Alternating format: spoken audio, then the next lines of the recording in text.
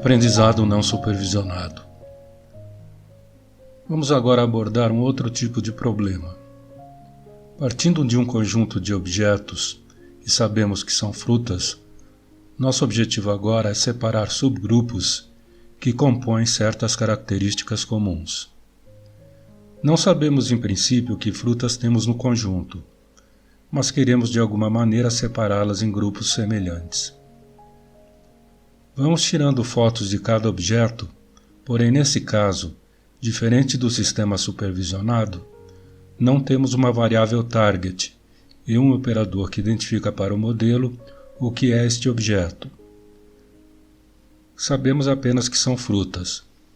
Nesse caso, queremos treinar o modelo de forma a agrupar geometrias e cores de objetos em grupos.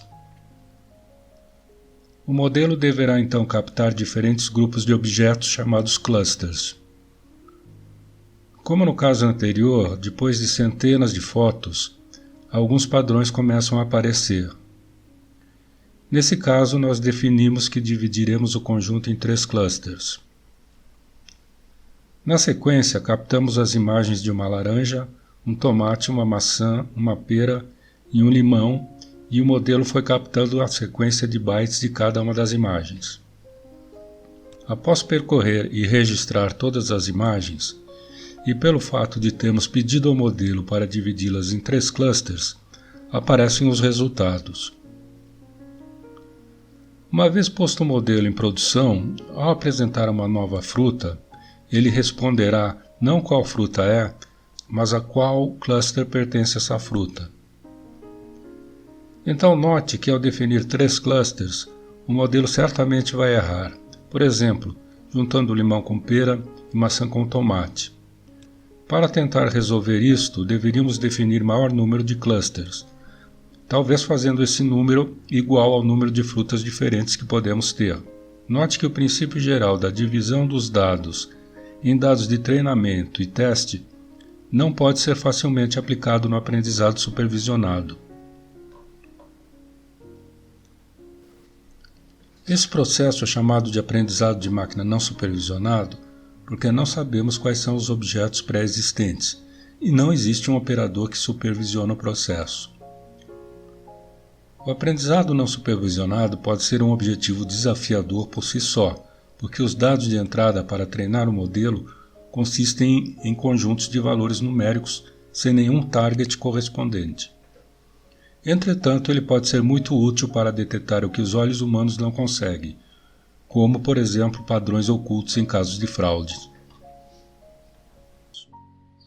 O aprendizado não supervisionado é extensivamente usado em marketing para, por exemplo, fazer segmentação de clientes.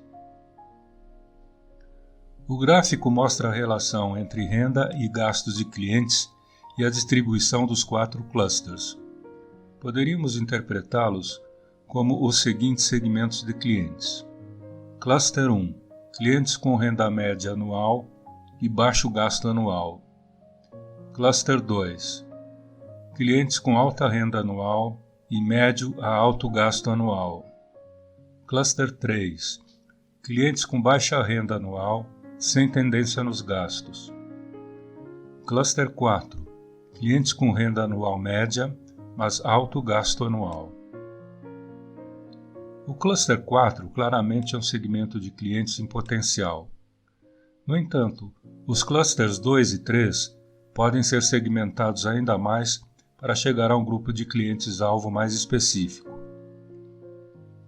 Note que neste exemplo somente usamos 2 variáveis, renda e gasto, mas na prática usamos dezenas ou centenas de variáveis para fazer a classificação, como por exemplo, idade, sexo, CEP, produtos comprados e etc.